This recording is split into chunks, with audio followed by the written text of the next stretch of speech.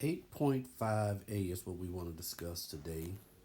And here we're talking about linear proportional situation in the form of y equals kx. So, hello again, everybody. This is Mr. Taylor. As we continue through the eighth grade Texas math teaks, we just want to take a look at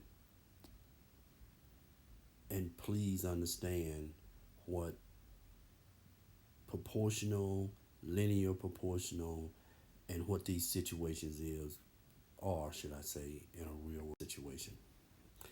As we've done with previous videos that we put up, we want to talk about and make sure that you understand the meaning of some definitions: slope, y-intercept, linear relationship.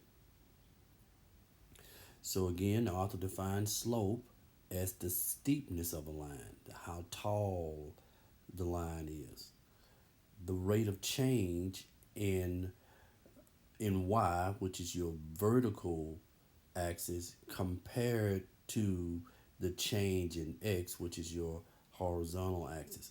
So as we both know, as we should know, hopefully that slope is also considered to be, if we're looking at a graph, rise over run, or it could be the change in your y values compared to, or should I say, not compared, but divided by the changes in your x values. Or we could use the second value of y minus the first value of y divided by the second value of x minus the first value of x. And lastly, we look at slope as the m in the equation of a line y equals mx plus b. Another definition that we want to make sure that we understand is the y-intercept.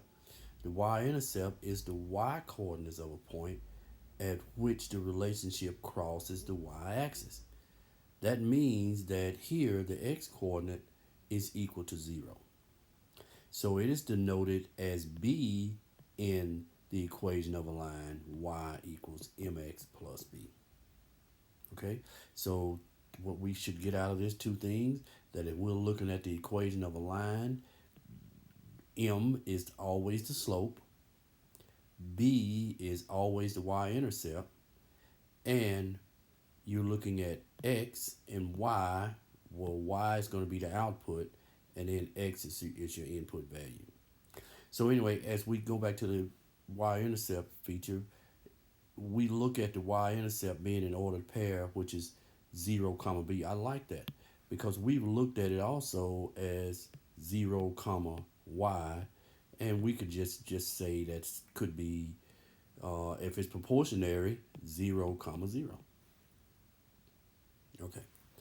Uh, Linear relationship from a definition standpoint uh, is a relationship with a constant rate of change, which means that as it goes from one value to the next value, your slope is the same thing and is represented by a graph that forms a straight line.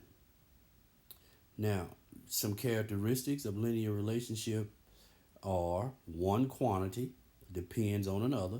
So in plain words, we could say that x will be independent and y will be the dependent quantity. If we're talking about two different things, like we just talked about the milk, a gallon of milk. So the actual cost of the milk was dependent upon how many gallons that you bought. So that's something we have to take a very good look at when we're looking at these problems. Two quantities may be directly proportional to each other. Okay, um, can be classified as positive or negative as far as a relationship. That means we talked about that. That means that it will either, if I may, be going up and to the right, or it could be going down and to the right. That's positive or negative relationship.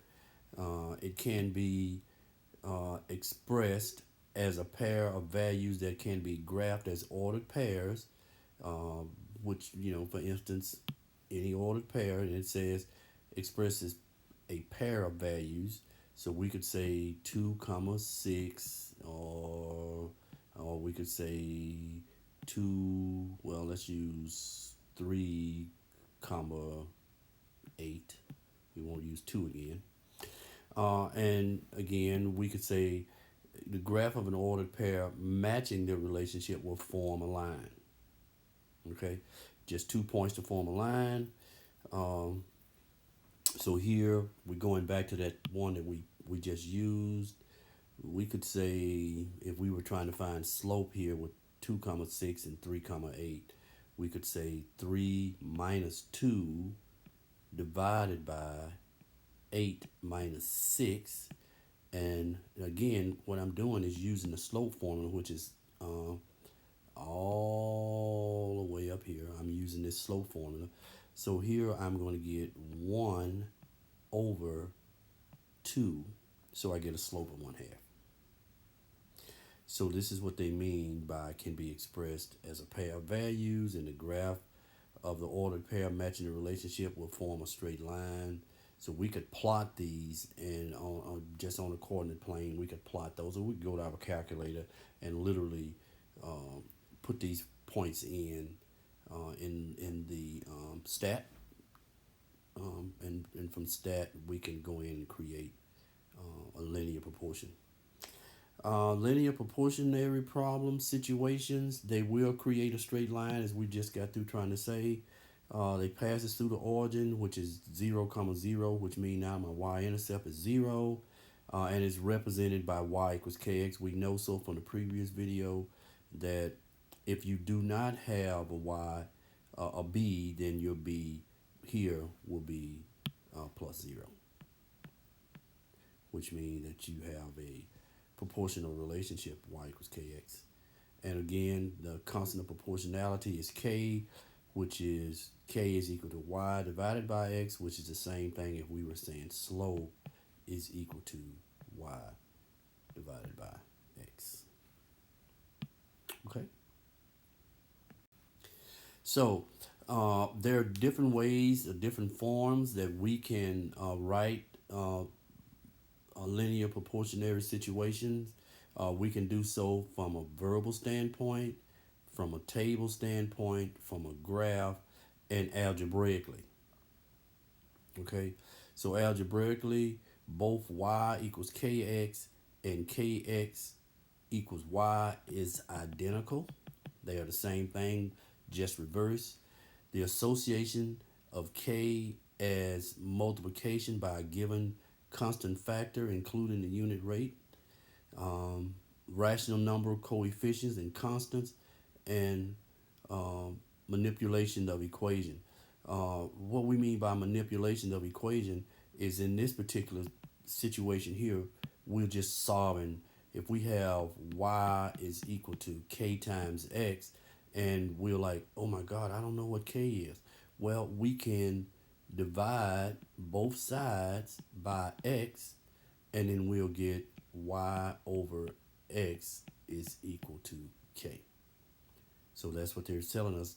Algebraically, we have to be able to understand and manipulate these equations so we can find what k is. So we have an example we want to take a look at quickly, which is Melissa can type 75 words in 55 seconds, and we call that a verbal representation because it's giving us a problem. It's telling us, well, this particular individual can type 75 words in 55 seconds, and we'd have to be able to look at this and see which one depends on the other. Do seconds depends on the words she typed, or do words, the amount of words depending on how long she types? All right, let's move forward. So to create a table, the number of words depends on the seconds, which makes sense. Therefore, x is the number of seconds and y is the number of words. So we can set up a table, and seconds would be 55. Well, we could just put some points on. Let's double 55 and get 110. And as we go forward, we'll determine, let's put 0 in, because if she types 0, she gets 0, and then we'll let you see where this comes from right here. Or we could just say Uh, let's just use 11. Well, just yeah, let's just use 11. And you see in the middle, I have something that's called a process. Process literally is your equation, and you take your process to determine what y is going to be. Okay, so 55, and I think if I'm not mistaken, it tells us that she typed 75 words in 55 seconds. So then we can take 55 times 75 over 55, and how many words would come out? What's happening with this, guys?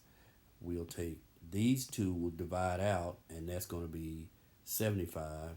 And then here we take 110. That's just my x value. So again, let's make sure we understand this is x, this is y, and this is really k times x. So if we take 110 and multiply it by 75 over 55, we can do this. It's going to give us 2, and 2 times 75 is 150. And then, of course, 11. So if we take here, we'll have 11, 55, 11. So that's going to be 1, that's going to be 5, and then 5 goes into 75 15 times. And then, of course, 0 times anything is going to give us 0. So now we have our equation, which says y is equal to 75 over 55x. Notice that my y-intercept, which is my y here, is 0. So that'll be plus 0, which is just simply y equals 75 over 55x. We can simplify this, as you know, and by dividing both of these by 5. So let's do that. And that's going to give me, here 5 goes into 55 11 times, and 5 goes into 75. Well, 5 into 7 one time, and 25. It goes 15 times. So I'll get 15 over 11 as a simplified version of my unit rate. Okay, which is the same as 15 words for every 11 seconds. Okay, let's move forward. So from a graph standpoint, as we look at the graph, we can just simply just put in the actual figures that we use. There's the 0, 0, which is our origin. Notice that this graph does begin goes through the origin. So if it's going through the origin, then we know it is proportional. And then here, let's take a look and see where our increments are on y. So I have 0 to 40 and 80, and then I have a point in between. So if I have one point in between, so I'm going to take 2 divided into 40, I'm going to get 20. So I can say this is 20, 40, 60, 80, 100, 120. So here I'm looking at this point, and then here, so my increments for y is 20, and what about x? So these look as though they're 10. So this is 10, 20, 30, 40, whatever. And then there's my 0, 0. And then my next one would be close, a little bit past, which is 15 and 11. And then the next one will be 75 and 55. And then the last one would be 150 and 110. So those are my points.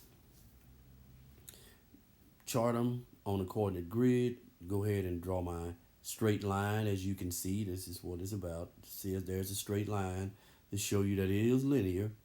And then, of course, we can take this particular point and move out and up to get our rise over run.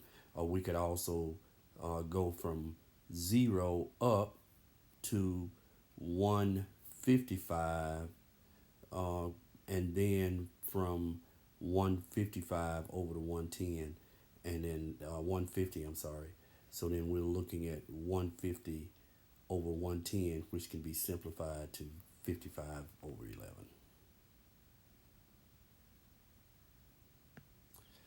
All right, so from an algebraic standpoint, if we go back to the process that we use, and that process was 75 over 55x. So that will give us our algebraic solution here. Y equals 75 over 55x.